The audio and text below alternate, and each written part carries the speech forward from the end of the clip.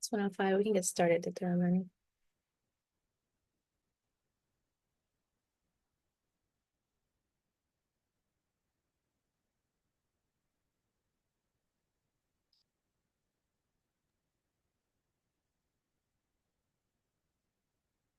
السلام عليكم جميعا. السلام عليكم. Hi everyone, and welcome to our education session by the Sudan House, led by Dr. Arij. And really would like to thanks the participants for our today Zoom meeting, Dr. Muhammad Yahya and Summer Shabana, and just to educate us about their journey to the medical school and how we could use their experience and learn from it. And I'm gonna give it to Arij to lead the session. Thank you. Thank you, Dr. Amani. Assalamu alaikum, everyone. Good afternoon. My name is Arij Wadia. I'm really thrilled to have everyone here for our fifth virtual session. And this is a session hosted by the Sudan House Education Committee, based out of North Carolina. These sessions aim to introduce our Sudan youth to the wider community as well to various careers within healthcare. And the way we do that is we feature different amazing Sudanese healthcare professionals who come on here and they share their insights and their experiences. Today is my honor to welcome not only one, but two incredible guest speakers. Joining us today is going to be Muhammad Yahya Munawar. He is a first-year medical student at Duke University. He's going to share his journey into medical school, the challenges he has faced, and what motivated him to pursue this career. We're also very excited to welcome Samar Shabana, and she is also a classmate of Muhammad Yahya and a fellow medical student at Duke University, also a first year. She's also going to tell us about her own unique perspective on this medical school journey, tell us about her experiences so far, and just kind of offer advice to all those who think they may be interested in medicine or who are interested in medicine, but just want to know how to get into medical school. Before we begin, I just want to remind our audience to make sure your microphone is muted while the speakers are speaking. And that's just to kind of minimize any background noise and make sure we give them our all of our attention. And throughout the session, feel free to kind of, ask questions in the chat. But of course, at the end, inshallah, we'll open up to everybody to kind of unmute their mic and ask whatever questions they have. Hamad Yahya and Samar, we're truly honored to have you here, both of you guys with us today. And so we want to give the floor to you and extend our warm welcome. Assalamu alaikum. Thank you, Arij and Dr. Ramani, for the introduction. So I'm Muhammad Yahya Munawar, one of the medical students here. So thank you very much for the introduction. I'm really excited to be here to share with you guys like my journey and how I got to med school and why I chose medicine. So I'm going to quickly share my screen here. All right. Can everyone see that? Yes. All right, awesome. So I'm going to start with just really from the beginning, just kind of a story of what introduced me to medicine and why I chose to do it. So here we are. So from a kind of very young age, initial inspirations of like before I was even 10 years old in elementary school, I always really liked biology. That was a kind of a big thing. Like I remember over here on the right side, I have a picture of like viruses. I remember a project that I did in third grade where we made models for viruses. And it was a cool experience because I just remember being like studying what the viruses did, like how they enter cells and how that makes us sick. And I just remember thinking like this was the coolest thing ever to kind of see like these small things that we can't even see. These are the things that like get us sick. And like just the biology of it. And then on the left, I have a picture. I don't know if people know her, but this is Jane Goodall. She's a very big zoologist. So when I was that age, I loved studying about animals. So the first thing I wanted to be was be a zoologist because you got to see the animals from when they were really young to when they were older, how they interact with their environment, how they eat, how they sleep, how they live. And it was just a really cool studying of just something that was really cool to me.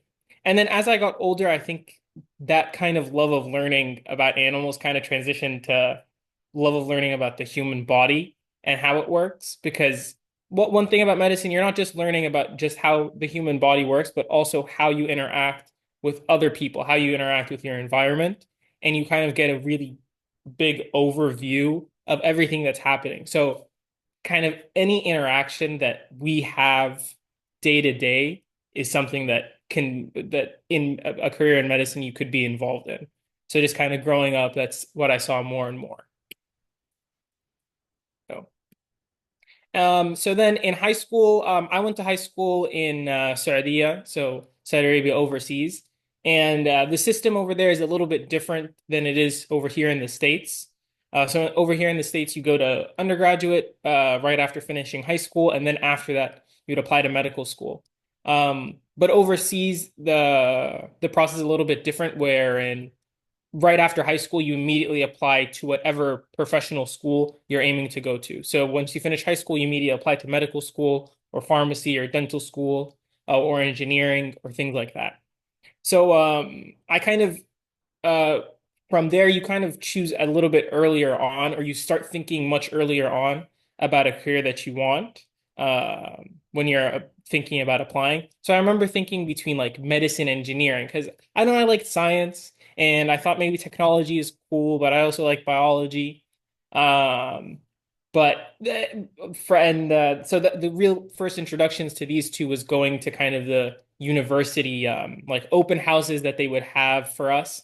And you got to talk to people who were in medical school. You got to talk to people who were doing engineering. And from what I understood from them studying, the medicine side just sounded cooler. Like the engineering side was really cool where they were fixing stuff and like there'd be a problem and then they'd have to come up with a creative solution to get to the end. And that's very similar to medicine. You have a problem, you don't come up, maybe not creative, but you have to come up with a solution at the end. And I think what I liked hearing about was the middle part in between the problem and the solution.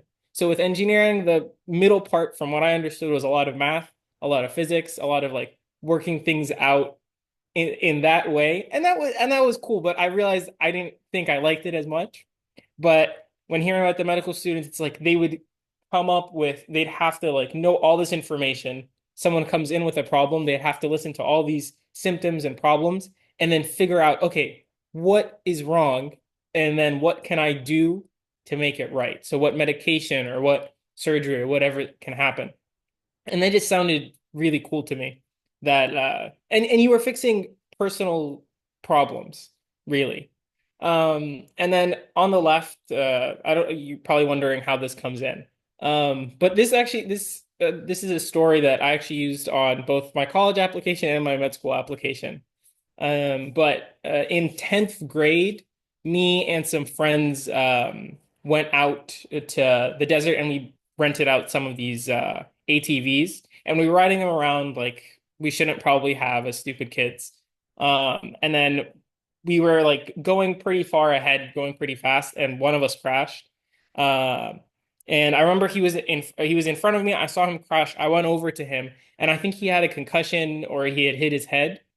And I remember in that moment, I was like, I really, really, really want to know how to help him, but I really didn't, other than calling uh, the ambulance to come. But at the moment, it's like you could only really sit down next to them, and I didn't know what to do next. And I wasn't supposed to know what to do next. But I knew that that was a type of problem that I kind of didn't want to have. I didn't want to be next to someone whose health wasn't where it should be, and I didn't know what to do. So from then on, I was like having felt that we went to the school administration after that, and we got to get CPR training at the school. Not that that situation required CPR, but more so to have some sort of level of awareness and readiness um, in case situations like that happened before. But yeah. And then, so choosing college, like I said, I went to high school overseas. And when I was thinking about applying to college, I think I knew that I wanted to, if I was gonna do medicine, I wanted to do it in the US as compared to overseas. So that's when I started applying to colleges in the US. But to be honest, I really didn't know that much. I just say alhamdulillah that I got to where I was because I applied to 5 colleges. I know over here a lot of the high schools have high school like guidance counselors that can help with like choosing the right college for you, getting through that process, the application process, writing essays. I really didn't know that much, but alhamdulillah, like I applied to, like I said, 5 colleges, and I got into UNC in Chapel Hill, alhamdulillah, with a scholarship that helped me go over to it.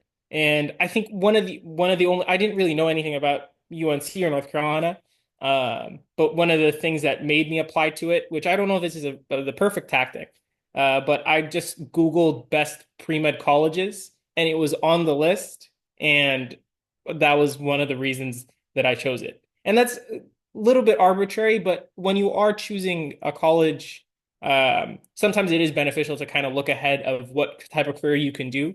Because certain college, and you can go on to do anything from any college. That is true. But certain colleges might afford you better opportunities, maybe better mentors, better tracks, better majors that can guide you through. So that was kind of if I could go back, I would probably think a little bit more, but alhamdulillah, like I ended up in a good situation. So then in college, I'll just go through the 4 years of college and what I did throughout each. So first year, just came straight from Saudiya, and it was a very, very big learning curve of how to study, how to honestly interact with everything that's going on, because I was in a new environment. Family was very far away. I hadn't lived in the States, I think, in like 10 years at that point. So it was a big learning curve in terms of not just school, but also life. And because college life is very different, like what you expect to college life to be in the States versus overseas. So it was a very big learning curve, and the grades were okay for what it was. Because I it was again, college is a those of you that are in college, you know that first year takes a lot to get used to.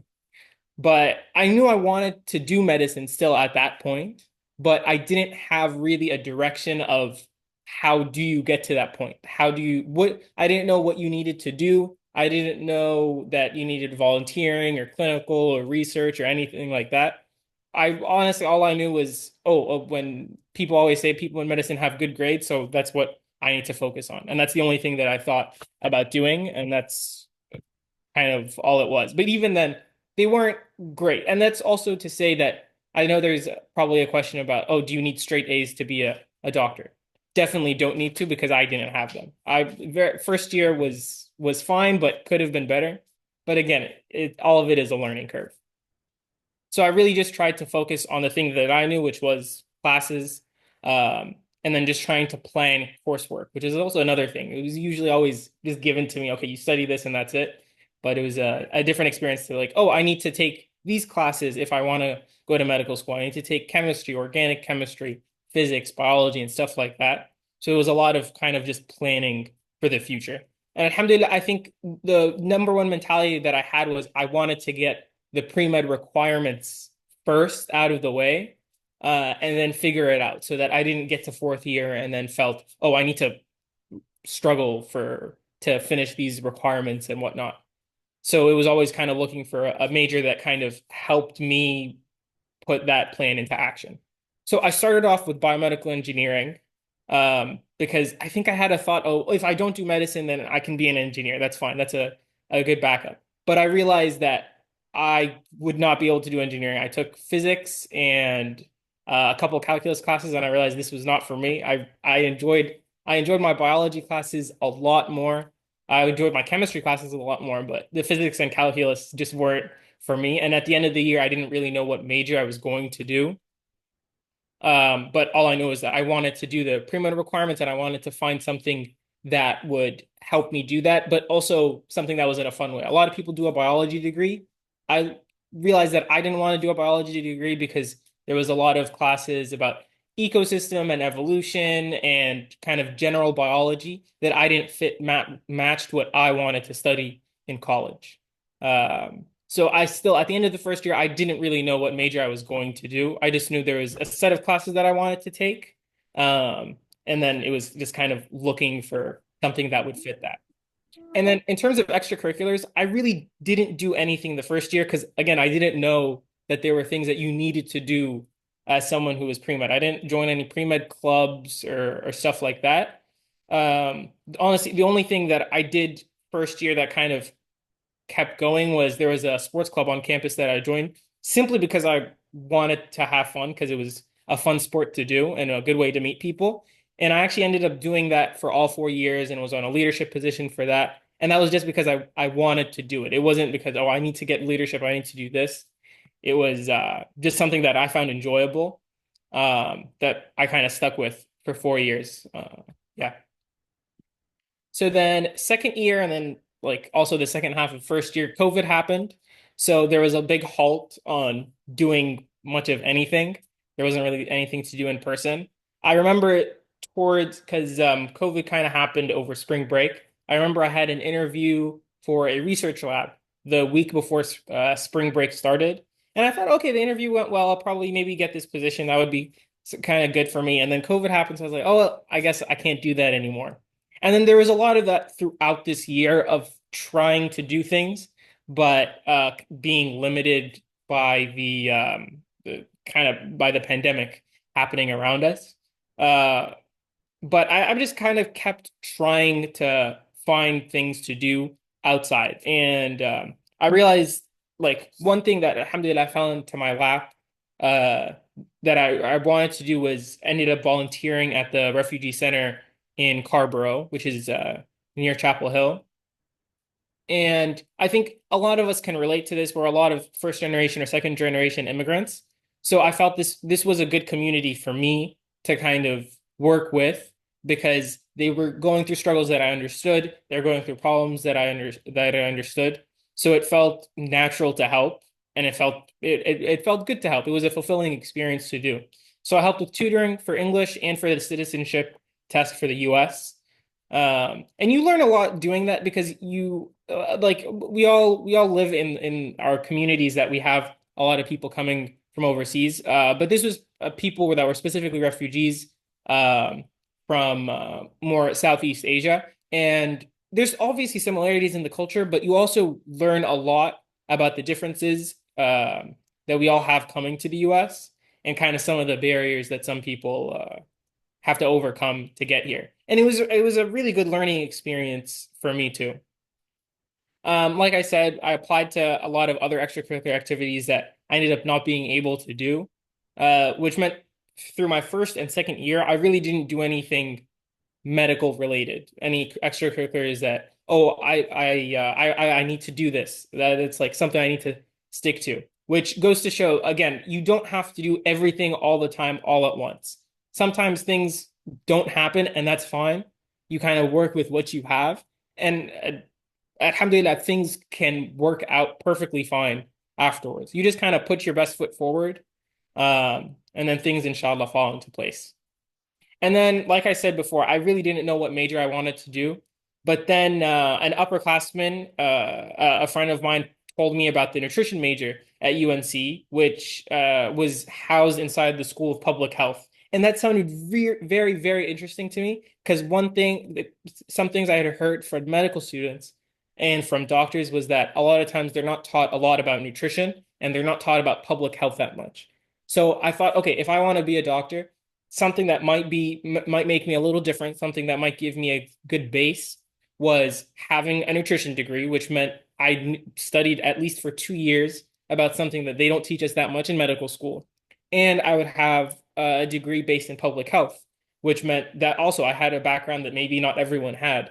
I had maybe a little bit more knowledge, took more classes of things that they didn't give us in med. And even if it didn't make me different for the medical school application, it would, in my head at least, it would stick with me so that when I am a doctor, I have that background of things that are very important. Nutrition is something we all have to eat. Like our food makes a big difference in our lives. And then public health is also really important. Like, yes, in medicine, you can help people one-on-one, but if you can help an entire community, an entire country, that makes so much more of a difference. So when I found out about that, I knew that I wanted to do it because it would give me that base. And then the summer after this year, I had thought about taking the MCAT, but I realized that I hadn't taken a lot of the classes for it, and I knew I wanted to take those classes in school, so biochemistry, organic chemistry before taking it. So that summer, I went back to Sudan and spent 3 months there. And when I got there, I originally wasn't thinking about doing anything clinical related. I was just going to go and visit family. But some of my family told me that there was a hospital that was like a 15-minute walk from our house. So I wrote a letter to the medical director of the ER and ended up volunteering or shadowing in the ER for the summer. And that was my first real clinical experience for shadowing experience. And it was really, really, really informative of a lot of how medicine worked. So in the ER, I worked in triage, it was a table in front of the ER room, and patients would come in, and then I'd be sitting next to the doctor, and the doctor would ask them questions, and then think, okay, what to do next? Now, are we gonna bring this person into the ER, give them medicine, and then have them leave? Are we gonna bring them into the ER and then send them to another part of the hospital because they needed more intensive care or they needed surgery? So it was a great experience to see how doctors thought in the moment when a problem presents to them and determining, is this a real problem? Is this not a real problem? Does this require something? Does this require this person to just to wait? And you also kind of I saw the humanistic side of it. So even if, say, a problem didn't really have a solution, like there wasn't really a medication to give or something to do, how do you convey that to the patient so that they don't still feel stressed about their problem? So that was a really, really good experience for me because not only did I see medicine, but I also saw it in Sudan, which I think gave me more of a feeling of wanting to go back, inshallah, one day to make more of a difference. So there was a doctor that I shadowed there that had previously worked in the US and then went back to Sudan to work there full time. Right. And oh, sorry. Oh, You're I fine. think I'll keep going. Mute their mic. You're fine. Go ahead. But what they said, they had worked in the US and then went back to Sudan, and their reasoning was because in the US they felt like there was a bunch of doctors that could do the job that they were doing, but when they went back to Sudan, they were kind of one of the only ones that could help out their own community, their own people. Um, and that was kind of a newfound, okay, that's something possible. That's a path that someone has taken that is really admirable and something that I kind of wanted to embody. So then moving on to third year, coming back to college, with the nutrition degree, they paired you with a mentor to do research with, which was really beneficial for me because I hadn't started anything research related wise. And I didn't know what type of, I honestly, even now, I'm still learning kind of what research is. But there's so many different types of research. There's wet lab, which means you're working in a lab, which you think like a scientist does, like pipetting and working with chemicals and stuff like that. And then there's research that sometimes like you go out, you ask people questions, you do surveys. There's research that's maybe more based on a computer, like looking at data and stuff like that. So I kind of just took whatever project my PI or my mentor was working on, which at the time was wet lab research or working with mice for like looking at genes and stuff like that. And it's a good experience because you learn a lot. You learn stuff professionally, like how do you talk to people in that field, in the field of research, because there's a lot of like certain lingo that you learn. There's hierarchy that you learn about. You learn about grants. You learn about a lot of like the experiments as well. And it was really good because I also saw in person the things that I was learning in class. So maybe I took a class about genetics and it was kind of this arbitrary thing. Oh, okay, this is how DNA works and this is what it does. And this is a PCR. And then in the actual lab, I got to do some of those experiments that I read about in class. And I think that really helped me kind of, oh, okay, this is how things actually work. That was that was good to join that. And then I continued on with the citizenship test tutoring. I think also a big thing was anything that I started, I tried to start things that I knew I would be more involved with and try to continue with them, which I think is maybe a theme of this. Of when you start something, try to keep going with it. Unless you don't start things that you aren't really passionate about because you won't continue with them, and that kind of just waste your time because you put in 3 months or 6 months for something that you didn't really like and you're gonna quit it. But if you join things from when the start, you enjoy them and you know that you want to continue with them, you'll do them for a year, 2 years, 3 years. And that not only that's good for you, you're saving your time instead of trying a lot of different things that you don't really want to do, but you're also more beneficial to that thing when you do it for longer because you gain more experience and you get better at it. And then in terms of even an application, it looks better when someone has done something consistently for a while because that shows that that person is committed to the things that they take part in. And then this year, I also got to help with there was COVID testing that was happening in the Durham Rescue Mission, which are homeless shelters around Durham. So that was as the pandemic was happening, a lot of these shelters required their residents to get tested once weekly. So I worked with an organization that would go and do those COVID testing for those residents, and that was my first like clinical experience of actually doing something. And that was another side of medicine that I knew existed but hadn't done before was more of that community involvement. So these people were part of our community and they needed us to help them to kind of fill in that gap of seeing if they were sick or not, or connecting them to resources they needed or not. So a lot of them were people that didn't have the best health literacy. So we'd come do the testing, but at the same time, we would also kind of check up. Sometimes they'd ask about their their like hypertension medication or blood pressure medication and stuff like that, especially when it came time to the vaccines. So when the vaccines would come out, we would also screen them if they were eligible to take the vaccine. So it was a lot of you had to find a way to educate people about health, about something that you maybe had a background in. You know what a vaccine is, you know what hypertension is, but you have to translate that to someone who maybe has no idea what it is and they've only heard negative things about it. And you have to find a way to simplify it and to convey it in a way that works for them to understand, oh, this is something that's beneficial. This is something that you should do to take care of your health. So that was really cool to see the community impact of it. And also from a public health point of view, you got to kind of be involved in a project that was actively helping in public health in the community.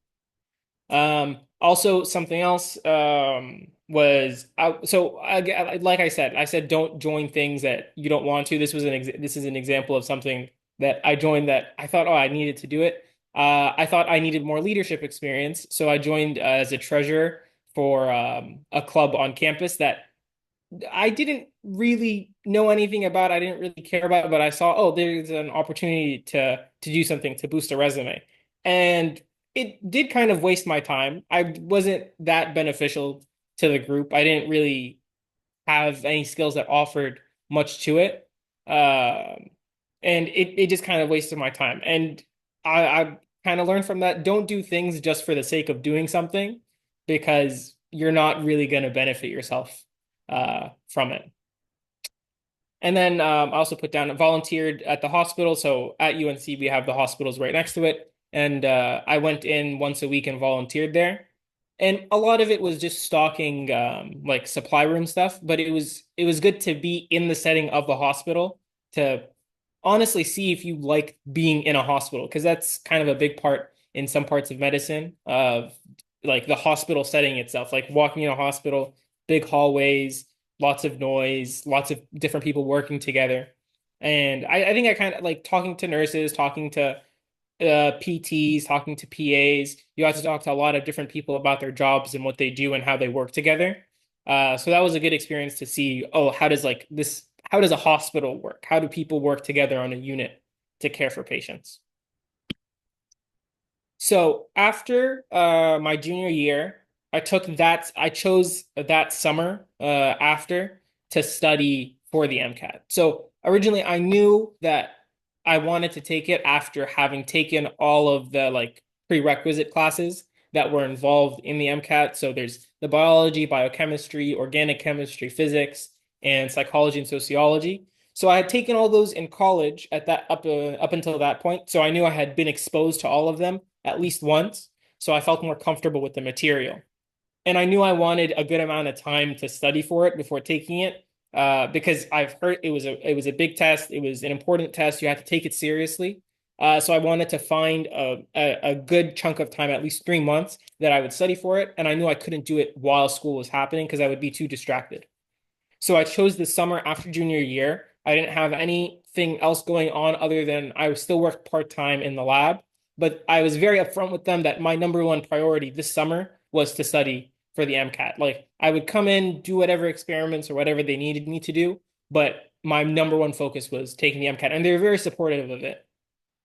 And I think that's another thing is alhamdulillah, like that I found them when I was getting the research position, but try to find mentors or people above you that know your journey and know how to be supportive and when to give you time and when to put pressure on you to do stuff. So, like that first year, they were very like they knew that I wanted to go to medical school and they knew that was my number one priority. So they kind of afforded me this time to do that. So I studied we had finished, I think, finals around middle of May, and I studied all of that summer and then took it at the end of September. And the way I planned it, I booked it on the last date of September so that if I didn't get the score that I wanted, I would like already have 3 months because the MCAT runs from like January till September, and then there's no dates in October, November, or December. So I knew if I didn't get the score that I wanted in September, then okay, I have October, November, and December to kind of build in more study time to take it again in the new year. But alhamdulillah, I took it and then I felt good about my score. And then once I had that checked off, in my head, I had a plan of I wanted to take the MCAT, get it checked off, and then I start thinking about applying and like writing essays and actively taking like the time to start like thinking about applying seriously to school. So took it, alhamdulillah, got it done, and then after that was senior year. And so throughout senior year, I talked to as many people as I could about applying.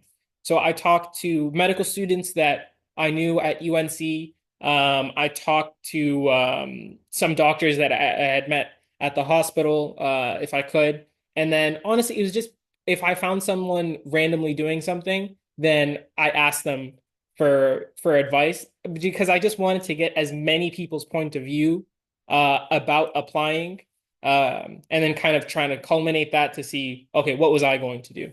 So like random, I was once playing soccer, and then one of the people I was playing soccer with turned out to be a medical student, and then I asked him, and then he put me in touch with another doctor, and then someone else who was on, I think, admissions to ECU, and then I got to talk to them, and they went with me through my application, and they told me, okay, maybe you need to add a little bit of this, a little bit of that. So it was just honestly like you do have to take into account who you take advice from, but my goal was just to take as much advice as I could and kind of synthesize with that like stuff from online and just sometimes common sense of what I needed to do. So throughout the year, I was just kind of trying to find things to plug in to my application, and I think that kind of helped to have that time built in because the application starts in May. So I kind of had around like 5 months to really think about, okay, what do I need to do to finish this up? And I realized my main weakness was clinical hours. I had some, but none of it wasn't anything amazing, it wasn't anything great. And I knew I was going to take a gap year because you apply in May and then it goes up into honestly the next year. So I knew I would, after graduating, I'd have a whole year off. So I knew I was applying to medical positions. I applied for medical assistant positions and medical scribe positions, and eventually I got a medical scribe job that would start in June after graduating.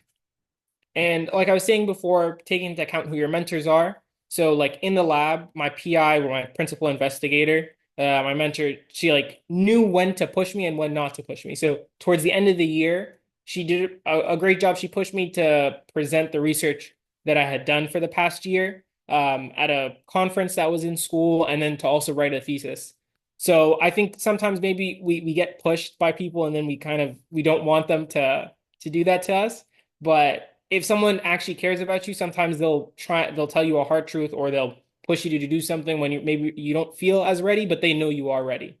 So try to find mentors that do that for you. And then during my gap year, as I said, I worked as a scribe. So a scribe is someone who follows a doctor and types out everything that the patient is saying, the medications that they're bringing in. You listen to the conversation and you kind of put that in the EMR, the electronic medical record. And that was really a very good experience because I got to learn a lot about primary care, because a lot of the other experiences I had were more hospital based. So it was really good to kind of see a doctor on a day-to-day basis, what exactly you're talking to patients about, how to talk to patients, how to build relationships, because a lot of these patients had seen these doctors for years and years. So it was really good to see that long-term relationship that doctors built in primary care. And you learned a lot of I learned about insurance and kind of maybe the things outside of things not necessarily outside of medicine, but are involved in all of healthcare and not just the science of it. Like I said, I kind of kept up with some of the things that I had done in undergrad. So I started back tutoring with the Refugee Center. But a lot of my time was really taken up with the application for medical school because it is a very tough process. So like I said, the application process, it starts in May of a year, and then it extends honestly into the next year. So you apply in May, and then the earliest you hear back from schools is in like August, and you can hear back from a school from August all the way to June of the next year. So it's a very long period of time that you're applying and waiting. And it is a hard thing to do. But honestly, the best thing you can do is kind of plan for it and split your time well, which I maybe could have done a better job of. So over here, I said that I procrastinated. I submitted my application July 1st. They usually say it's better to submit your application pretty early on, around like the very beginning of June. So I submitted a little bit late because I took a bit of time on my application writing my essays. I'm not the best writer, so it took me a good amount of time to get that done. And then when you're applying, there's the primary application, which has your grades and your main essay. And then there's secondary essays, which every school gives you a prompt, and then you finish out that prompt, which usually they're very similar. A lot of people pre-write these. I took my time, which probably should have done a better job of that. And at the end of it, I applied to 28 schools. I didn't receive an interview until late December. I think it was December 20th was the first interview invite I got. And that was a couple months of waiting, which it was a hard time because I didn't know what was going to happen. And it was hard, but I knew that I had put kind of my best foot forward, and I would see what would happen, and then if I needed to, I would reapply.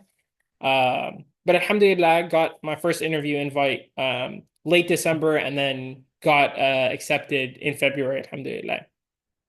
And again, it takes a lot of time and effort, and it's a lot of waiting. It's a lot of putting your best foot forward, and then it's kind of waiting of what happens. But you just really have to trust in yourself that you did do the best that you could. And that the rest of it isn't really up to you. It's up to Allah, and it's what's going to happen is going to happen. And again, so alhamdulillah, I got in February, and then I went back home for a couple months, which was good, which was nice to stay with family. And then we started up school in July.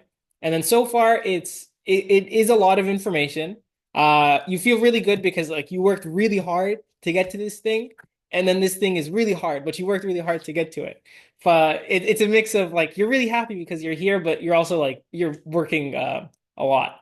But I think maybe some of you might have heard the analogy. It's like drinking water from a fire hose, just the amount of information that's thrown at you, and then you you get as much as you can, and then you spit it out onto a test, and then it's on to the next. There's not a lot of breaks.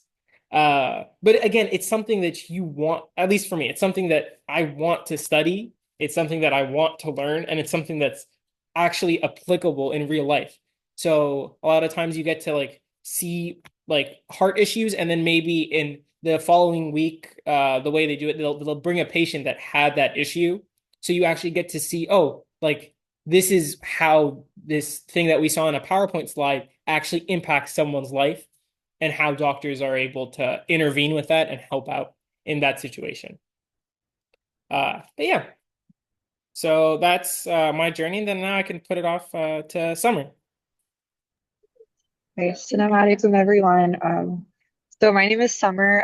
I go to med school with Mohammed Yahya. And I'll just like talk a little bit about like my process from high school. Mohammed Yahya, do you want to like pull the slides? Or sorry, see you next slide. When I say it. Okay, cool. So it kind of started with just my parents. They were like, you could only be a doctor and engineer, which you probably can all relate to. And my brothers were all like doing engineering. So medicine was kind of like what was for me, but I didn't really know if like that's what I was interested in. I explored like STEM pretty early on. There's like the American Museum of Natural History. Sorry, I'm like originally from New York City. So there's like a museum there, the American Museum of Natural History, and they had like a STEM exploration program in middle school. So that's what I joined. And like doing that program, I actually kind of wanted to do marine biology. Like I thought I would seriously do that. But then I kind of started exploring my STEM classes in high school and really liked medicine. But I was still pretty unsure of what my career would look like. Next slide. So in high school, I kind of just focused on what I thought pre-med was. I was first generation, so I didn't really know anything about medicine or college or anything. But in my head, I was like, if you're pre-med, you do a neuroscience major. So that was what I like planned to apply to in college. But in terms of clubs, I like volunteered a lot. I led like student organizations. We had like the National Honors like National Honors Society, I think. So that's what I did. But very like typical organizations, like nothing that was like super I don't know, unique, I guess. We did start like an Arab Student Association at the time. So I did that. And yeah, like I said, I applied to colleges as a neuro major, and I discovered engineering kind of late into senior year. There was this program called the Perry Initiative, which I'm pretty sure they have at Duke as well, but it's to expose like women to medicine and specifically orthopedic surgery. And they just talked about how orthopedic surgery was related to biomedical engineering. And so that was the first time I learned about biomedical engineering. Again, like I didn't know what engineering was. I still didn't know like when I applied, like started changing my major in college. It wasn't until my sophomore year that I really understood it. But I ended up majoring in bioengineering. And then I just wanted to mention, like for me as well, like being first gen low income, like financial aid was always like my main concern applying to college and also applying to med school. So when I applied to college, I applied actually through QuestBridge, which they just released their results. But it's like a national college match program, and you get to like rank a bunch of schools, and you match if you're able to match, you get around like a full ride depending on the university. So I applied to that, and I applied to all the other scholarships on the screen, and I ended up next slide. Yeah, so I matched through QuestBridge. I matched to Rice, which is a university in Texas. And I got these other two scholarships, and they kind of help supplement everything. Because like a full ride, I don't know if you all are in college or went through the financial aid, but like when a college says full ride, it's not always actually a full ride. So those scholarships helped me out. But Rice wasn't necessarily like my number one choice. It was just one of the schools I ranked because I had heard it was a good school. I was very nervous about going to Texas. I had never been to Texas, and my parents were kind of like, "You're staying in New York." I'm also like the only girl in my family, so it was a little stressful. But I ended up discovering like bioengineering was really good there, and my parents ended up liking Texas. So I kind of just like went there on my own. Next slide. So my freshman year, like I said, I ended up changing my major to bioengineering and I stuck through with it. It was very difficult though, because if anyone here is studying engineering, but usually if you're an engineering major, you take all of your like STEM classes your freshman year. So I was taking like basic STEM classes. So I was taking biology, chemistry, physics, and calculus all together. I would not recommend that. Like if you're pre-med and you don't have to do it, just because grades matter so much in med school, like when applying to med school, I would try to space it out and just like make your schedule as easy as possible. But I didn't really have that choice, so I had to do that. I also joined student government. I thought that's something I would like. I did not like it. I joined the Muslim Student Association and the National Society for Black Engineers, and then the Rice African Student Association. Having like the cultural communities around me was really important. Also, I had started wearing hijab in college, so I was like, I really need to be around Muslims and just kind of like have that community with me. And I stuck through with these organizations throughout college. So that was really nice. And, I recommend everyone doing that. And in terms of like actual medicine, I shadowed my pediatrician the summer before and after my freshman year. I realized I didn't really like pediatrics or primary care generally, but I still did it because I was like, okay, I might not have a perfect picture of peds. But so that helped me a lot. And then I also volunteered with our multicultural office. Next slide. So sophomore year was when, or I guess it was March of my freshman year, but that's when COVID hit. And so I ended up going back to New York City. And sophomore year is kind of a year where we take like our hardest classes and my engineering major. And that was like the first time I really got to understand like what engineering was like. Um, but yeah, I just took really difficult classes. I thought I would maybe be a chemistry major, so I took honors organic chemistry. That was not a good idea. Again, like just don't try to take the easiest classes you can, um, if it's possible. But that's kind of how sophomore year went. Because I was back in New York City, I had the opportunity to do like shadowing in person, and my dad had a friend who had a friend who was a family medicine doctor, and so he like specialized in family medicine and geriatric medicine. So it's kind of a different side of primary care than I'd seen before. And it being during COVID was it was like interesting because like all the patients were like Arabic speaking. And so it was really nice to like be around my community and see like how the community was handling like everything going on with COVID. And then I just continued club leadership. In terms of like med school, again, I was like not super aware of what it meant to like apply to med school. I was just trying to stay afloat with my major. So at the time, I was like considering taking the MCAT because, as Mohammed Yahya talked about, like starting to apply, you kind of start a year. It takes like a whole year before you actually start med school. So yeah, so you had to start thinking about it in sophomore year, junior year. So I considered taking it, but I realized my major was just super demanding, and I had like no free time to study for it. So I ended up delaying it. Next slide. And then junior year, I was able to go back to Houston the summer before junior year started. And that's when I finished all my pre-med requirements. And then classes were all in person. I was just continuing my major. I continued with the clubs I mentioned before. So I was leading MSA at the time and the National Society for Black Engineers chapter. And I really enjoyed that. For me, I think kind of as Mohammed Yahya was talking about, like standing out, I do think like clubs and particularly like identity clubs really help you stand out, and just being committed to it because I did these clubs all 4 years. So that really helped me. I plan to take the MCAT the summer after my junior year. But I also had decided to study abroad that summer. So I never actually had like a dedicated free time to study for the MCAT. But I chose to study abroad, which I'll talk about in the next slide, because it was like an engineering opportunity and I was like studying Spanish as well. And they completely covered the trip. So I think if you have the opportunity to study abroad, it's like I would recommend it, whether you do it in college or med school. It's like a really like great opportunity. And then in terms of shadowing, like I mentioned, I did a lot of primary care shadowing, but then during junior year, I shadowed a hematologist oncologist, and I ended up really enjoying it. I was really initially afraid of oncology because I thought like all the patients were just sick and there weren't that many options for them. But the oncologist I met was really cool, and it was like really nice to see the side of medicine where you were treating people and just like improving their quality of life. It wasn't just about healing them. And just like it was about like making them comfortable and enjoying the time that they did have. So next slide. As I mentioned, like I studied abroad and I did it so I could fulfill some like minor requirements I had for Spanish and engineering design. And it lasted about a month. So we were like creating medical devices with other engineers in Costa Rica. And it was really, really fun. I got to meet like the locals there. They only have 3 mosques in the entire country. I should have put a picture, but I got to go to one of the 3 mosques they had, and that was really like interesting and really cool. I was also taking classes online at the time. And like I said, I had planned to take the MCAT, but this was actually the first time I took the MCAT because I said, like, I didn't have any dedicated period to study for it.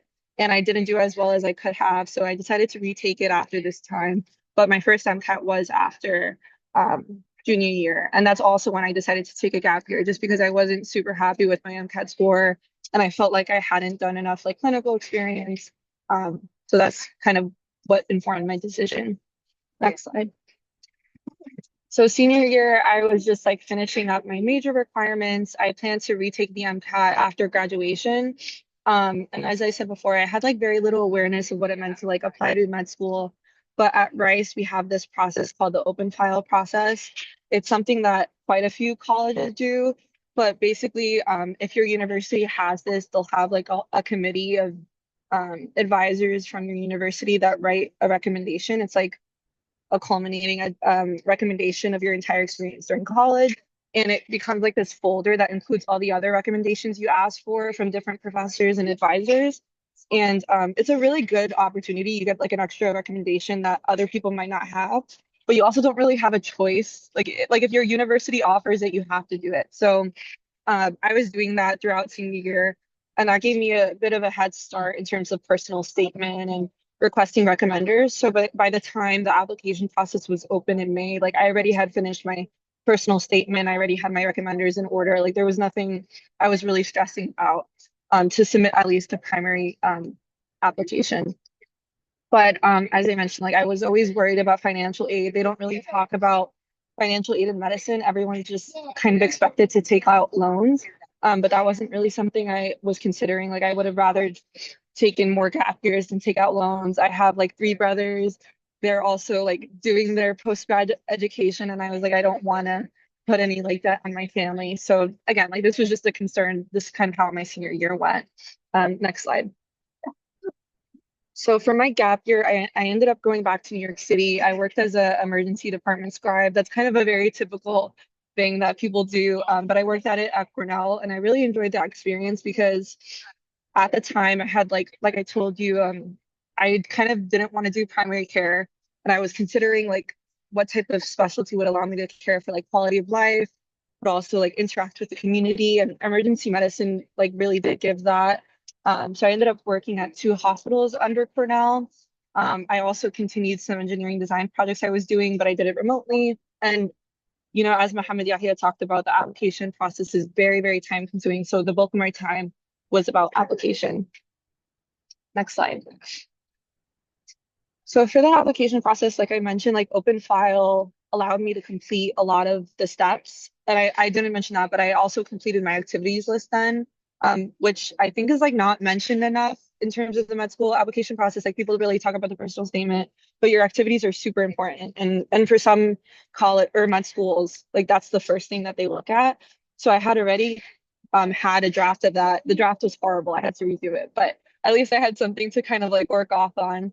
And I had waited on the MCAT to apply because this was my second time taking it, and I was taking it after graduating. So I was waiting on the results. So I ended up submitting my primary application July 1st. That wasn't necessarily late because I had to wait for my university to submit the whole like open file folder. But the primary ended up being processed in mid-July, which was around like normal time, early normal time. But I chose to apply to 46 schools, which is a lot of schools, and I would not recommend applying to that many schools. Looking back now, I feel like there's a lot of schools that I just like had no business applying to. There were not really schools I would have like states I would have went to, schools that had like the things I was interested in, but I was just set on like not wanting to reapply. That was my priority at the time. there's nothing wrong with reapplying, but I think it's just really important to like self-evaluate, decide what your priorities are. Looking back now, I still wouldn't have wanted to reapply. But again, I just would have made a more informed list. So because I did 46 schools, I had to take a lot of time to write my essays. Like I had a spreadsheet and I was looking back at it when I was making these slides. And I think I wrote 200 something essays. So it was a lot of essays. Obviously a lot of them were reused because some of the essays are like similar prompts, but it's still a lot. Um, so I ended up submitting the majority of my secondaries August, September. If you look at any of like the med school forums, they'll tell you that that's super late. But I wanted to put that like I ended up submitting my Duke application because Duke has one of the most essays. Like second, it was my second to last app. I submitted it September 26th, which is super late. But obviously I got into Duke, so I wanted to like put that out there because I feel like people tell you like don't bother applying if it's that late. But it ended up working out. I got my first interview invite in late September and my first acceptance in February. So alhamdulillah, like the process worked out, but it was very, very long and very time consuming. Next slide. So yeah, for MS 1 year, I feel like I feel very similar to Muhammad Yahya. Like it's bittersweet in a lot of ways. It still feels very surreal to be here. Like my white coat ceremony was very, very emotional. And it was just really like alhamdulillah to like be in this place that all of us are working so hard for. Um, and yeah, I'm just like very grateful to have the opportunity. Like not everybody has the opportunity to be a physician. Like my mother, she wanted to be a doctor when she was younger and she didn't have that opportunity. So it's like if I feel very grateful to have done something that, you know, my family has supported me in doing. In terms of like some things that like I expected, but it's still like hard to like experience it. Medicine is not as diverse as I like would have liked it to be. Like I'm the only hijabi in our class, and that's kind of hard. But again, it's like nice to take a space and like represent a community. There's also just like a very high learning curve. Like I studied engineering in undergrad, so we did not have to do all of this like memorization. So learning the material, but also learning how to study and how you study changes with each unit. It's difficult. So there's that constant learning curve to overcome. But I also do want to mention that the curriculum matters a lot. Like me and Muhammad Yahya, we have a very condensed curriculum. So we're taking exams every 2 weeks, but not every med school does that. And there are benefits to that. So for us now, we're just like really stressed right now, but we'll be done like in a year. And that's like something to look forward to. But again, like it causes a lot of immediate stress. Next slide. Okay, so do you want to take it over, Muhammad Yahya? Yeah, we can go back and forth on this one, but so I wanted to we made a couple slides of some of the most common questions that we got asked. So one of them was kind of the MCAT and like resources that we used. So I listed out, so the resources that I used for the MCAT were the Kaplan books, and when I bought the books, it came with like an online subscription. So that gave me access to QBanks. So there's like 2,000 questions in there, and it gave me access to 8 practice tests. So that was my kind of main studying tool was the Kaplan books, read through them, and then had those practice tests and those flashcards and those QBanks. Also, I used the AAMC prep material. So it also has, I think, like 8 practice tests. It has its own QBank.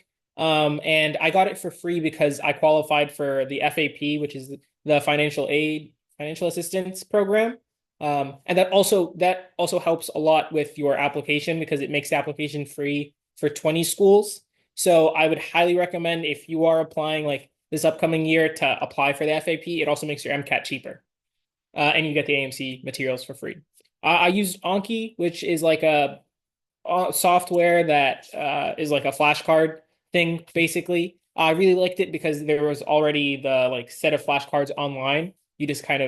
I just looked online, found what like other people were using, what a lot of people were using, and downloaded those flashcards and used Anki to kind of go through them. So it kind of helps with consolidation of information.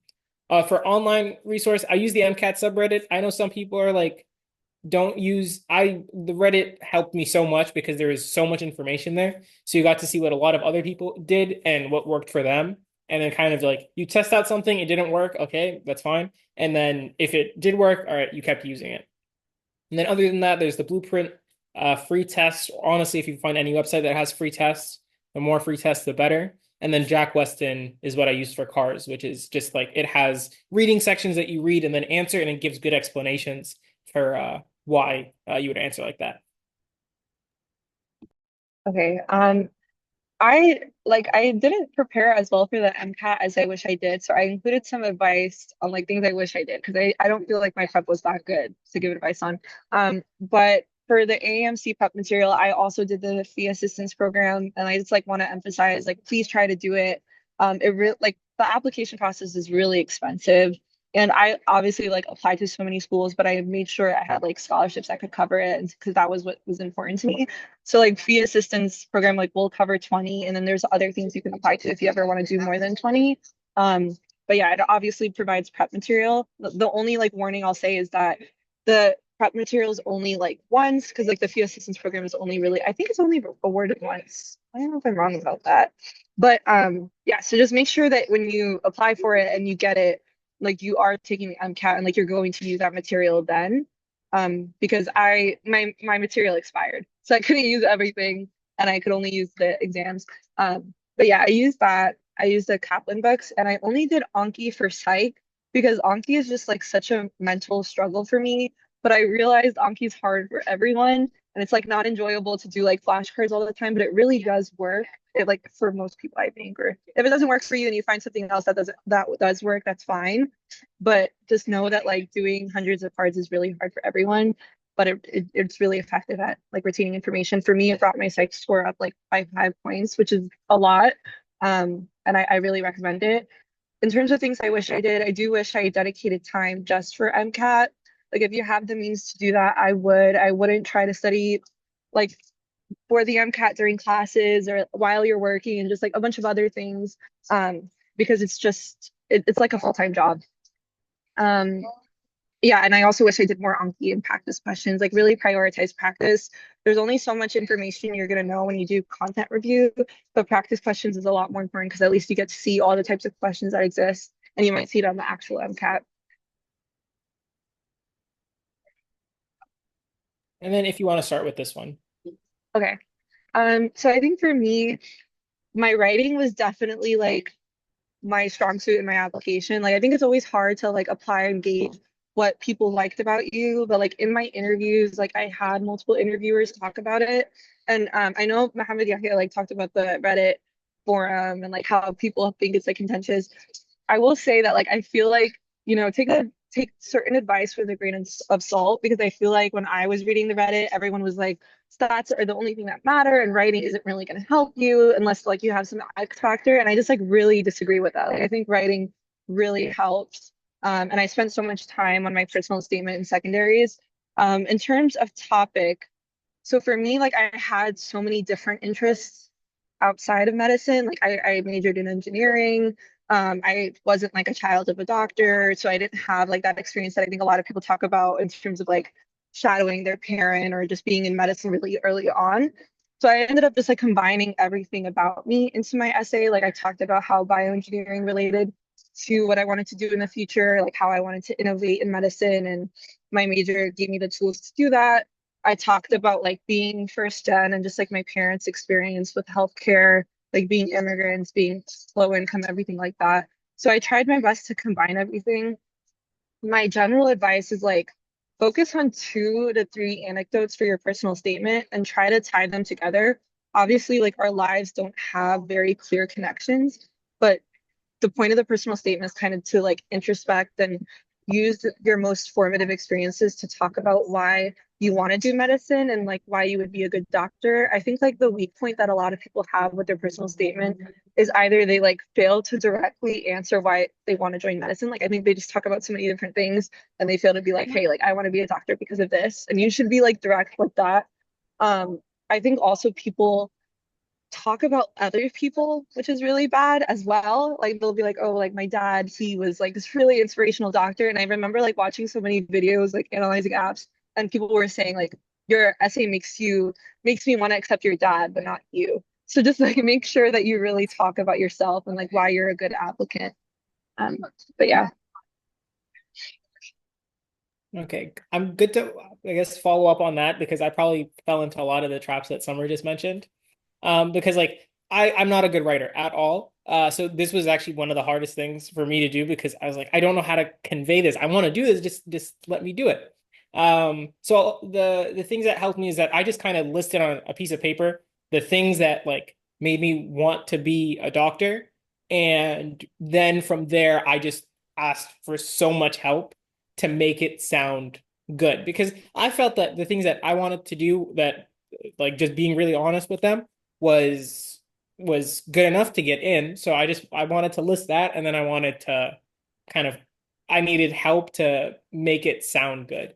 So the things that were really big was my like experience in Sudan was really big. Also, I mentioned my dad's a doctor, and one of the big things was the connection of like I never saw him in the hospital. I only ever saw him in like the masjid was really big because you got to help people that looked like you from your own community that maybe didn't have access to doctors. So again, I almost fell into the pitfall of I wasn't talking about myself, but you kind of want to you want to introduce who you are in that personal statement because there are some things that are gonna like inspire you that you didn't do. You can still speak about them, but again, the main focus is you on the application. So how does that relate to you? And how did you like take that feeling of wanting to emulate that? And what did you do to push that forward? So I think that's another important thing on the personal statement. And again, like if I knew I wasn't a good writer, so I asked for a lot of help, and I probably could have done a little bit better on it. But I think it's important to be honest, talk about yourself, and seek advice if you think you need it. Yeah. And then I think these are some like just common questions too that we got. So we can go back and forth if you want on them. For the first one, how many years do you study before getting paid? So that's a very fair question because this is a very long path. Um, so the usual path is you do 4 years of undergrad, and then you do 4 years of medical school, and then after that you start getting paid. It's not the full salary of a doctor. So after medical school, you do something called residency, which is a couple of years where you are in training, but you are a doctor, but you are paid as a trainee. So, and that can be anywhere from 3 to 7 years. And so let's say I think the average like salary for that is anywhere between 60 and 80,000 a year. But then after you finish residency is when you become an attending, which is like a full doctor. So you get to practice by yourself. You don't need to be supervised. And that's when I think the salary goes higher up into an actual doctor's salary. So total is 4 years of undergrad, 4 years of med school, so 8 years of no pay, and then after that, 3 to 7 years, depending on what program you're in, of trainee salary.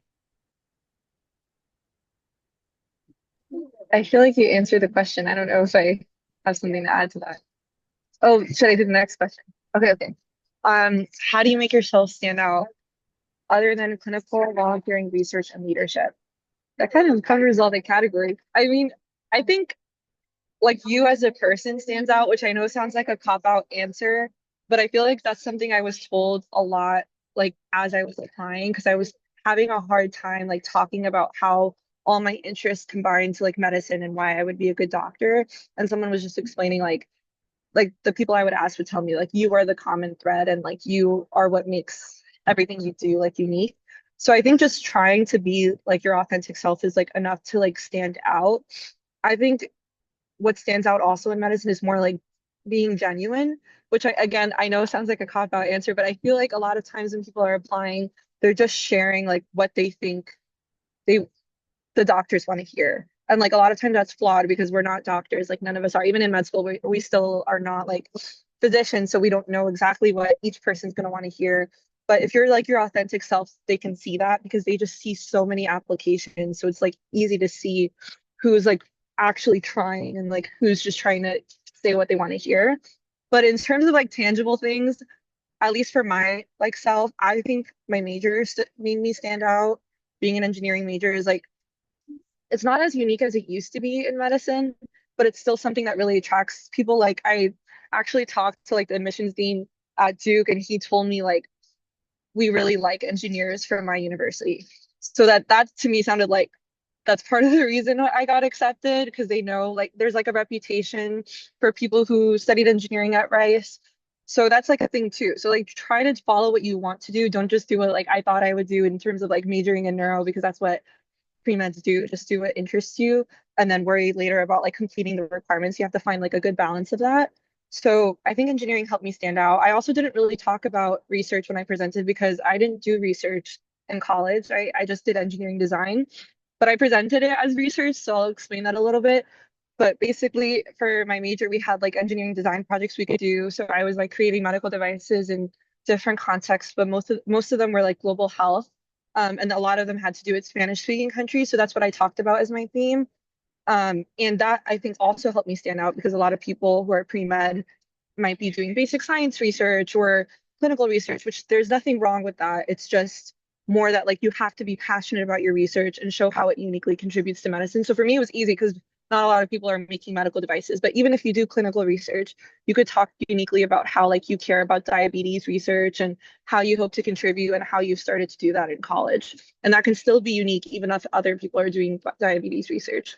Um, I'm trying to think of what else helped me. I think writing also helps you stand out.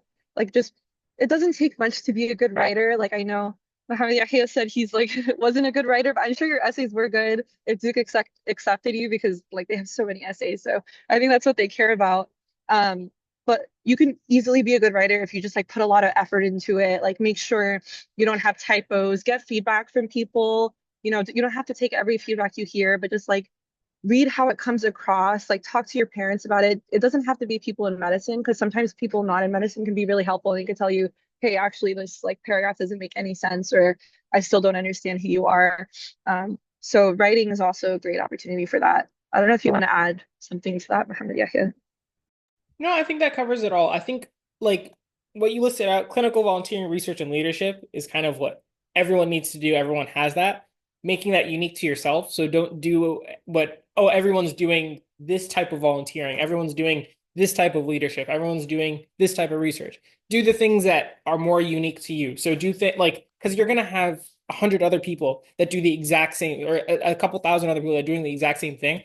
Everyone here is already unique in medicine. So it like you applying to medical school as second generation or first generation immigrant, as a minority, you are already unique in terms of that. So seek out the opportunities that highlight your uniqueness. Don't do what everyone else is doing because you're not everyone else. You're your own person. So like you're gonna like check these boxes, but check them in your own way. So maybe that volunteering, do it in your own community. That research, do maybe you can do more research in like things that affect things that you've experienced in your own life. So Oh, a I'll lot. just also could I also add to your point, but the things that you do will affect like what med schools accept you. So like yes, we should cover all 4 points, but I just wanted to explain too, like if you already applied to med school and like you're not understanding why some school rejected you, it's not always because you didn't stand out. It could be like some universities care a lot about volunteering, for example. So like for me, my app wasn't strongly volunteering. And so I applied to a lot of schools, but that's what I meant when I said like I had no business to apply to like certain schools because there were schools who really cared about volunteering and I just didn't have that as an emphasis. Whereas like research schools, I felt like really like reached out to me or like felt like there was a good match there. And like research schools tend to really like leadership, and that's why I felt like I had a good match because I was leading club organizations. So I think also like going off of the point that Mohamed Yahya was saying, like check off all the boxes, but know that if your application or you as a person is leaning toward one or two categories, like that's going to affect the schools that like you because you can't get into every med school because all of them have a different goal, if that makes sense. And again, that actually helps that if you don't want to do something, don't do it. If you don't want to do research, don't do research because not every single medical school requires that you do research before you apply. So just kind of figure out what you want to do, and then that'll tailor what schools you go to. Yeah. I think we also got a question in the chat that I think is pretty good. How do you avoid taking private loans for as long as possible? So I think we talked about financial aid. I'll for me at least, it was alhamdulillah, like I think I got kind of lucky because a lot of it, like, it's not a lot of people talk about financial aid in medical school. There aren't really that many scholarships as there are in undergrad, but you can kind of apply to schools that are known more or have a tendency to give financial aid or scholarships. So like Duke, alhamdulillah, is I think it kind of is more on the side of giving more scholarships. So alhamdulillah, like I email when I first like got my financial aid, it was basically nothing.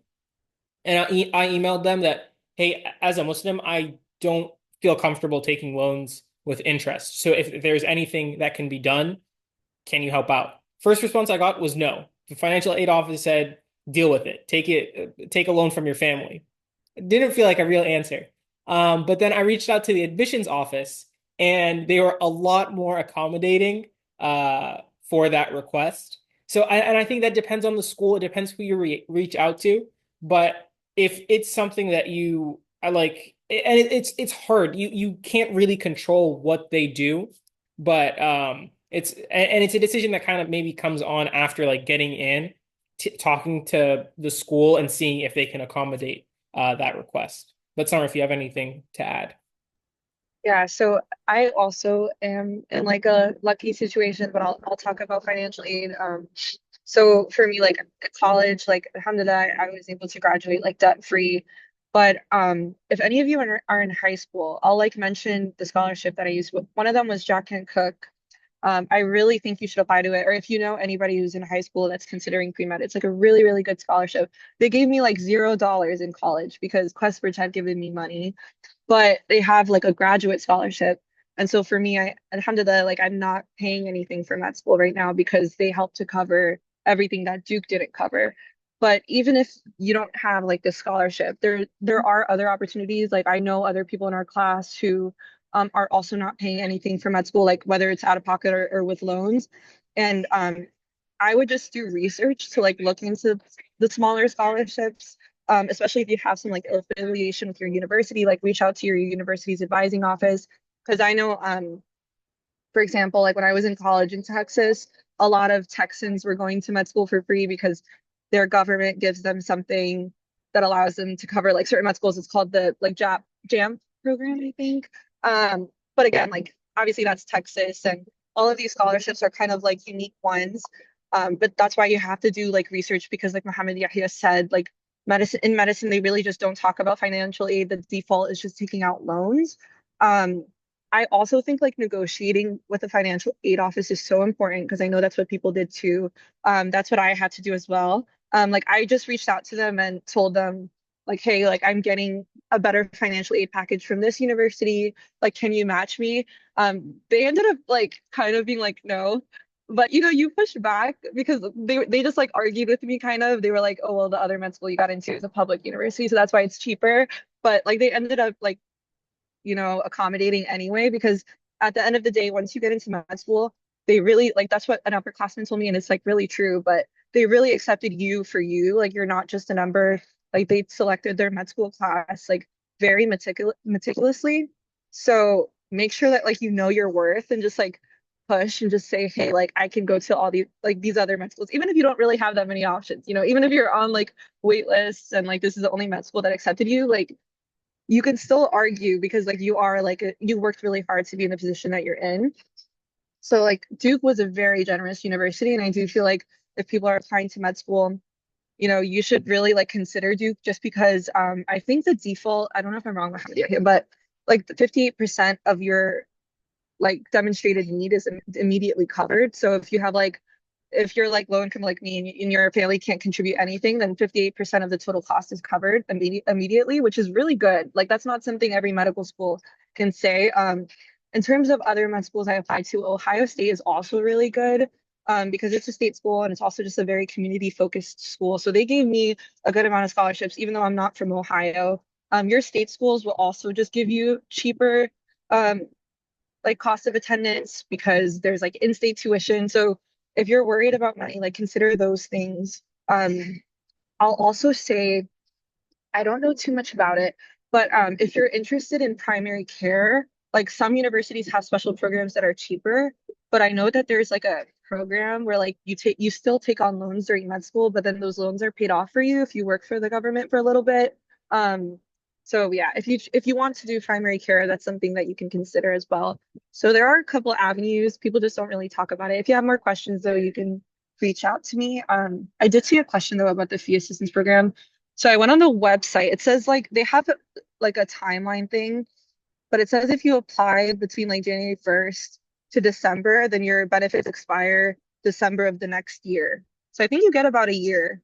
It just depends on when you submit your application. And then you said, how long minimum would you say you would take to study for the MCAT? I wish I could give you an answer, but it's like it really depends on the person. In my opinion, I think length of time is less important, but how much time like purely dedicated to the MCAT is more important because I feel like for me, like I technically spent like a full year between my first and second MCAT, but I didn't have that much time, like genuine free time for the MCAT. Like I was studying very little. Like I was sitting down and studying for the MCAT very little.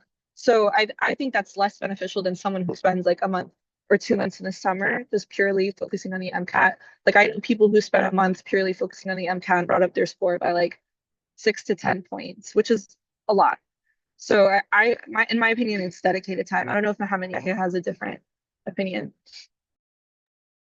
I think it's as much time as you can give yourself. You like realistically, like I know you took it more than once. I really, really did not want to take it more than once because it is a hard thing to take day of, and it's super hard and stressful to study for it too. So you don't take it, don't hurry yourself into it. Like it was probably MCAT was the reason I took a gap year because I wanted enough time to study for it because it's that serious and you don't want to you can always retake it, yes, but it's something that you kind of want to avoid. So what I took 4 months. Do I think that was definitely technically I could have taken longer really, but I also could have taken shorter.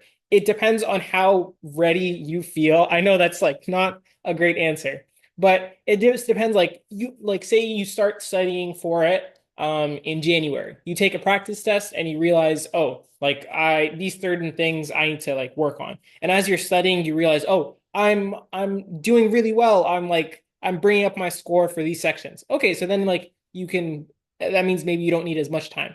But as you're studying, if you realize, oh, my like physics or chemistry score isn't going up, even with the amount of time and studying that I'm putting into it, then maybe you need to take more time to kind of get that good. You really, really want to avoid just kind of rushing into it.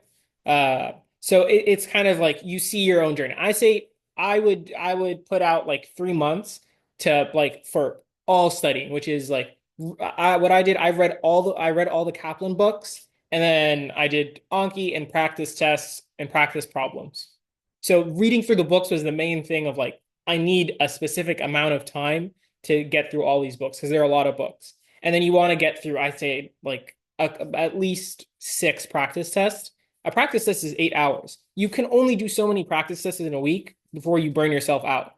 So like I was at the end, it was probably the last 5 weeks. I was taking a practice test every week. If I was doing that more often, I'd probably be burnt out and it wouldn't actually help me. So like that 5 weeks, that's a whole month of just taking practice tests and doing practice problems that I had to build in to my studying. So I think there's plenty of, you can also reach out. But there's schedules online. If you reach out, we can help you like build a schedule and see what you need to do. But I'd say maybe as a rule of thumb, maybe minimum 3 months if you've never studied for it before. I know there's other questions in the chat, but for like the part, because the question's on the screen too. Do you need straight A's to get accepted? No, but it's better to have better grades. Like that's my advice because I feel like people talk about like your GPA needs to be perfect. It really just makes it so much easier. My GPA was horrible. I had a 3.5, which is like objectively not horrible. Pre-med it is. And especially for top schools, like they're kind of accepting like 3.9, 4.0. That's like the average. So for me, especially at Duke, my GPA was below average. However, I like I did talk about majoring in engineering. I graduated with like 170 credits. So I had taken a lot of courses at my time at Rice. Um, Even then, it was still very hard for me to like explain that. I wasn't ever like explicitly asked like, hey, why are your grades horrible? But it still felt like it was something I had to like another like hurdle to go over. And I just don't think it's worth it to create another hurdle for yourself. So if you're early in your college like career, just take like the easier route. Like don't listen to the other pre-meds about taking like a difficult major or like enrolling in honors classes because they don't know anything. Like they haven't gotten into med school yet. And so my advice really is like, if you want the application process to be easier, a little more calm, yeah, just like try to have higher grades. But if you're at the point where like your grades are already low, you can reach out to me and I can talk to you about like what I did. It's not like the end all be all. You can still get into a top medical school. You can still get into the med school period. You can still get financial aid. But yeah, I don't know if you have something else to add, Mohammed. I think what I say is GPA is the one thing you can't change after college. You like everything else, you can take gap years, you can take the MCAT more than once. Once you get a grade in a class, that's it. And that's not to say that's the end all be all, but you really like your number one goal should be keep those grades as high as you can because you can't change that. Yes, after graduating, you can do a master's or an SNP or like other things to like boost your GPA, but you always will have your undergraduate GPA. And like someone was saying, it does make a big difference because the averages for a lot of these schools are pretty high. And it's not the end all be all, but it is like a checkbox that a lot of these schools do because they have so many applicants. At some point, they go kind of arbitrary with what they're choosing.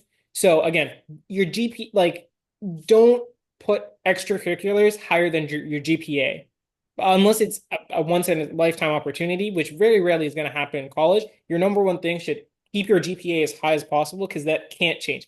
Again, everything else can change. You can change it after college. You can take a couple gap years. You can do whatever. But those grades in like, especially those pre-med classes, really do matter. So And it's I'll a just like add to, sorry, I interrupted you, but like I'm advising somebody like who applied this cycle, and I helped him like with all of his essays. So I want to say like the writing for both of us was very similar, but he had like a higher GPA than me and like a higher MCAT score as well. He took psych, so typical pre-med major, and he got interviews like a lot earlier than I did, and he got a lot more interviews than I did as well. Obviously like there could be so many other factors involved, but I do feel like his stats really helped him. And like Mohammed Yahya said, like it's just another like checkbox that like they look at and they care about, and it just opens another door for you. So it's just worth it. It's better to like make your workload easier than focus on extracurriculars because I spent way too much time doing extracurriculars. And I mean I'm still okay, like I got into medical school, but if I were to advise someone, I would tell them to like focus on GPA. And then there's another question I'm thinking of. Yeah, so like we were saying, do med schools give preferences to applicants with certain majors? Like different people will tell you different things. So like I remember when I started, I was like, okay, if I do biomedical engineering, maybe that'll look better on an application because other people aren't doing it. But I realized it was gonna tank my grades because I was not gonna do well in them at all, and I also wasn't enjoying it. So it was kind of two sides of like, even if I was doing bad in the classes, if I enjoyed it, maybe I keep going. I didn't like doing it anyways either. So honestly, the major itself does not matter. There are plenty of people in our class that have done very similar majors, like be it biology or psychology or stuff like that, and that's fine. But you, at some level, you want something that is kind of more unique. Like like something in your application is unique. If your major isn't, that's completely fine because you already are going to be unique. But major itself, I wouldn't put that much emphasis as much as your grades in that major. Yeah, I agree. I do think that med schools would favor somebody who has like a unique major if they're getting just as high as grade, like just as high of grades as someone with a typical major. Because like at least in our like Duke Med class, there aren't a lot of engineers. So like I do think Duke likes engineers. I do think engineering is an attractive major to a lot of med schools because it's just so difficult. But again, like you still have to do well. Like I don't know if I would have gotten accepted to the schools I got into if my GPA was any lower than it was. So like I will say like yeah, like everything Muhammad Yahya said. But if you're already in a unique major, like that's still gonna give you a leg up if your grades are good. Mhm.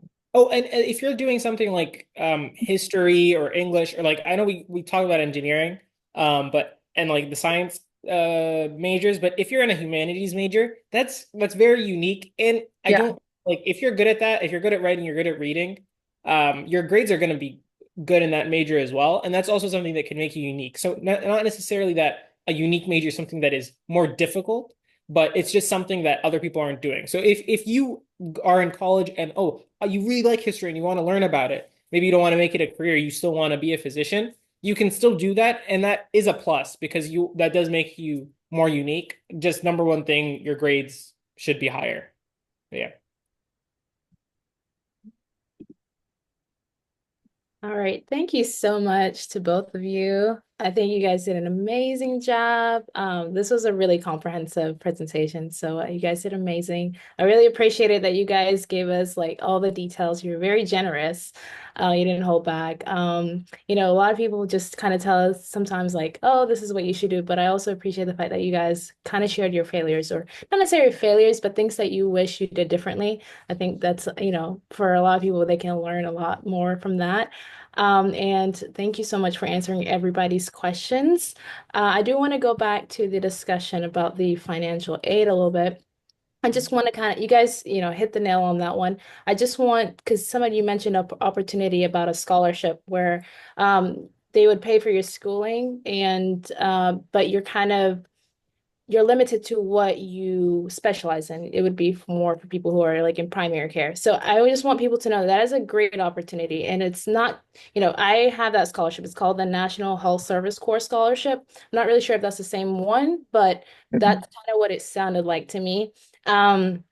Like Muhammad Yahya said, you want to avoid loans, like to the best of your ability. I made that mistake where I took out loans the first 2 years, and for no other reason than poor planning and, poor judgment on my part. And I really do regret it. But I took the scholarship for the last 2 years. And the way the scholarship works, so includes people in dentistry like myself, it includes public health, it includes, I think also nurses, and then also physicians who are interested in primary care. What they do is if you get the scholarship, they'll pay for your schooling, and you basically are committing to working in an underserved community or one of their sites after you graduate. So it's not that you're working for free, but you're just kind of committing to that, at least from the dentistry side of things. I know for medicine, you have to commit to primary care, and I'm pretty sure there's some sort of commitment to working in areas that maybe need primary care providers. And the way they judge that is based on like the HPSA score. So I put the link in the chat for that one. But like I said, they pay for everything if you get the scholarship. You can do it for 2 years, you can do it for 4 years, but whatever number of years you take it out is the number of years you're kind of committing to them. But the minimum is 2 years. They also have, if you're kind of in my situation and you took out loans for whatever reason, they have something called a loan repayment program. I don't know too much about what that commitment looks like, but I do know if you do get the loan repayment, they'll pay something like 50,000 for 2 years, and then or $100,000 for 4 years commitment to their program. So that's also another way for you to get like financial aid. I also like that you guys stated like try to focus on like I know sometimes you don't know where you're going to get in, but a lot of the state-funded schools are a great way to reduce your cost of attendance to these schools. So for North Carolina, ECU is heavily funded by the government. We get a lot of state funding. I know for me, just being economically disadvantaged, what they consider, or even if you're from a rural area, like they just give you $20,000 a year, just scholarship. And then in addition to that, they gave me more scholarship. They have a lot of funding from the state just because some of these schools, their mission is to produce primary care physicians or general dentists, so primary providers essentially. So it's a more public health mission to these schools, and that's why they get a lot of government funding. So that's just something to consider.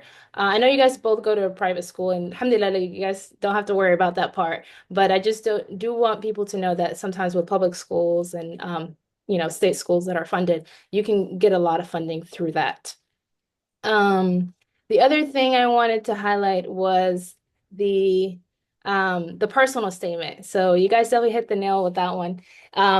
Stating that it really should be about you. Like, you've wanted to be a doctor your whole life, right? Or maybe, it's a decision that you made. And then when it comes down to sit down and write this essay, sometimes it can be overwhelming. You want to tell all the stories, but like someone Muhammad Yahya said, like at the end of the day, like there has to be a theme. It has to come together.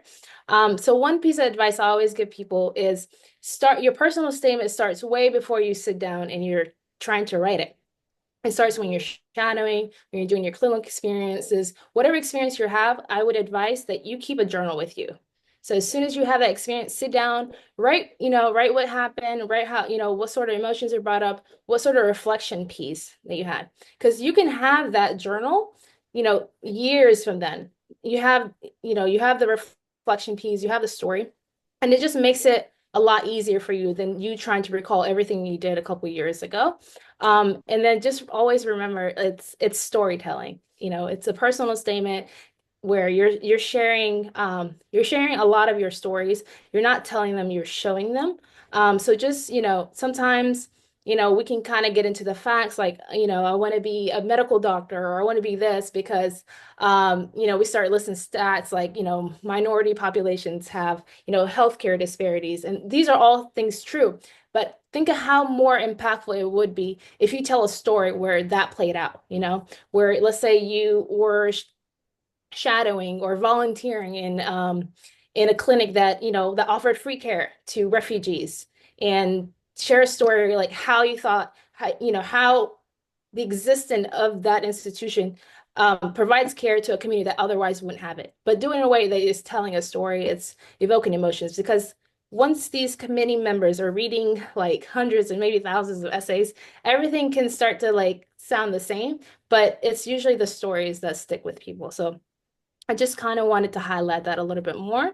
But again, Do you like, mind if I add something? Sorry, just to the essay part. yeah, go ahead.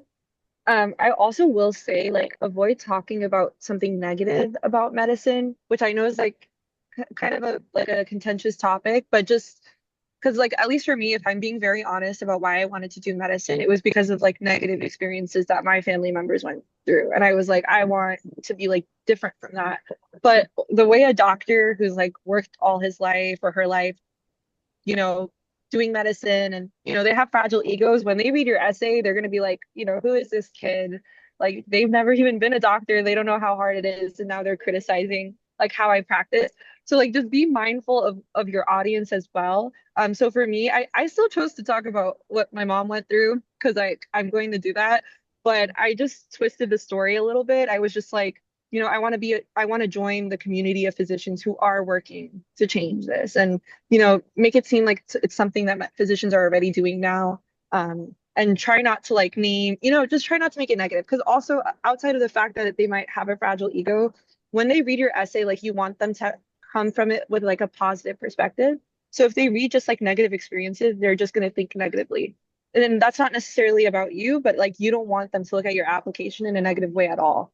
So that's my advice. Like I would avoid talking about that and avoid talking about like mental health and anything like contentious. Like unless it's a really, really big part of who you are, it's just better to play it safe. You don't want to like to have your whole like hard work thrown out just because someone reads your application the wrong way. But yeah. Yeah, beautifully said. I got the same advice, and honestly, it went a long way. They were like, you need to have whatever you say, it has to have a positive spin on it. It's like, okay, it's a problem, but what are you going to do about it? Which is kind of like what you're saying, like what your role is going to be in addressing that issue. And like you said, it's not an emotional dumping, essay. There's strategy to it, there is structure to it, there's a theme to it. But it is the most, in my opinion, the most important, piece of this whole application process. The other thing I wanted to highlight is I noticed that both of you took a gap year. I also took a gap year. And I know for anybody out there who, I think we're all Sudanese in this in this call. And I know sometimes when Sudanese parents hear gap year, especially if they, like I'm also first generation, if they have no idea what a gap year is or what that looks like, they can freak out. It's like you're taking a year and you're just sitting at home. Like, but I just want you to reassure you that it's totally normal. It's actually, like even with my class, it's split half half. Half of people went straight out of undergrad, and the remaining were, took at least 1 year. There are people who literally were chemical engineers and had a whole career and then had a career shift and decided they wanted to do dentistry. So, and I'm sure it's the same thing with medicine. So Yeah. it's not uncommon, right, to like take a year off. And you guys, elaborately showed how much work and time goes into applying to medical school. So I cannot imagine, and some people don't can imagine studying for the MCAT while you're taking all, your junior classes, which is when you're kind of getting to the the big classes for your major, those hard courses, and then trying to study for the MCAT and making sure you do well in the MCAT and having a personal student. So it can be a lot. So just I would say, like, in our class, we have 120 people. I think less than 20 went straight through. The majority of people have taken gap years, and that's more and more in medicine. So I think the average in our class is probably 2 or 3 years off. So me and some are actually on the lower side somehow. So it's not uncommon at all. It is actually, honestly, at some point it's going to become more common that, like, it's almost you have to take a gap year because of how difficult it is. Not to say that it's not possible to do it, to go straight through, but just know that a lot, like, in our class, the vast majority have taken gap years. there you go. And So I'll just like add to that too, because I don't know, my dad, he still complains about the fact that I took a gap year. Like whole joke, like if you went straight through, like, you would have like a year that you saved. And I'm like, well, but like it's not a big deal because at least in my class, and like Mohammed Yahya said, like the average age in our class is like 26, 25. Like everyone there has taken like a few gap years. Some people are like even in their late 30s. Like and I'm not saying to take all those gap years. I'm just saying that like gap years are kind of more of the trend now. And I'll just add that like me and Mohammed Yahya were both like interested in competitive specialties, and like these specialties are long. Like it's a really long journey, and you're gonna have very, very few like gaps in your career where you can just like take off from like medicine, and medicine just becomes more and more demanding. You get less and less free time. So for me, like I'm very grateful to have had that free time, because if I had went into medicine having been so burnt out for my major and just like having taken all those classes, I feel like I wouldn't have been able to enjoy first year as much, wouldn't have been able to come in with a clear mind. So I personally think my gap year was really helpful. That doesn't mean everybody has to take one or multiple, but I would heavily consider it, and I would ignore the stigma around it, which I know is hard. But yeah. yeah. I justified it. I said that I needed a gap year to get into even a better school. Like, I could have gotten in for, that's how I was just like, no, I need a gap year to get into a better school. That's how. So That's a good way to talk about, yeah, talk to students' parents about it. Just as it would, just reassure them, like during that gap year, you're not just chilling. You're literally planning for your future. You're making the most of your time. So just know that we understand. And even if they don't come around, just know that you understand, the community that you're trying to be a part of understands. So, and just kind of, stay strong and do what you got to do. Another thing I wanted to highlight was the fact that both of you had global experience. I think that's something that really makes you stand out, especially when you're competing with so many pre-med applicants. And, not everybody gets an opportunity to study abroad.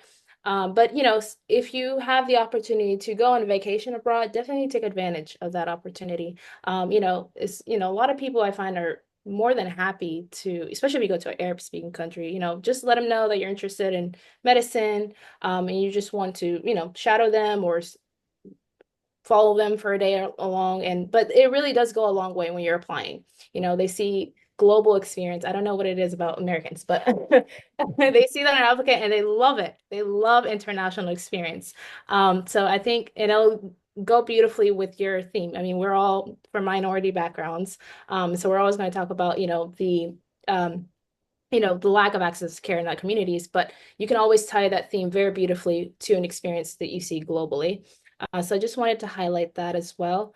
But I don't know if anybody else has any more questions, but if not, we can kind of conclude, and I know also time is almost, or it is here, so I don't want to take anybody's any more time of their Saturday. But thank you guys so much again, Muhammad, Yahya, and Samad. I know you guys are very busy medical students, and you had exams. I know you were coming for a meeting somewhere, so we just want you to know that we're very, very grateful for you guys. Inshallah ربنا يجعله في ميزان حسناتكم ويوفقكم. I know you guys are going to be amazing, amazing physicians, and you're going to be a great asset to our community, inshallah. So continue to do what you're doing. I know, I have no doubt that you're going to excel in it. Jazakumullah khair. I'll let Dr. Amani kind of give our closing remarks, and we'll kind of conclude our session. So I would like to say thank you to Muhammad and Summer for this valuable information, and Dr. Arij. It's really very beneficial information, not just for our youth, but also for the parents. A lot to learn from this information. Hopefully you could share the slides. We will try to share the recording, but also the slides are valuable for the people or for the youth who still have a very long way to go before they apply to the medical school. I have the slides actually, so they shared it with me. I'll share it with you, inshallah. That's great, and I'm really proud of all of you. Just to have people from our own community representing us. And just a dream of a day that I will walk into a clinic or hospital and I have 1, 2, 3 Sudanese doctors working there. So really proud. And also we are honored that you are part of the Sudan House Education Committee. It means a lot. And hopefully this is going to be ongoing work. Whenever you have a chance, whenever you have an opportunity to educate the youth or even to benefit the community, please feel free to reach out to the Sudan House. It's a nonprofit organization and open for your volunteer work and your contribution to your own community. Thank you very much for joining us and also for the people who joined that session today. Thank you so much. Thank you very much. We appreciate the opportunity to help. Thank you. Yes, and please reach out. We left our contact information, so please reach out. Don't worry about us being busy. We'd love to help, even edit essays or look at anything. So just let us know. Awesome. Thank you guys so much. Assalamu alaikum.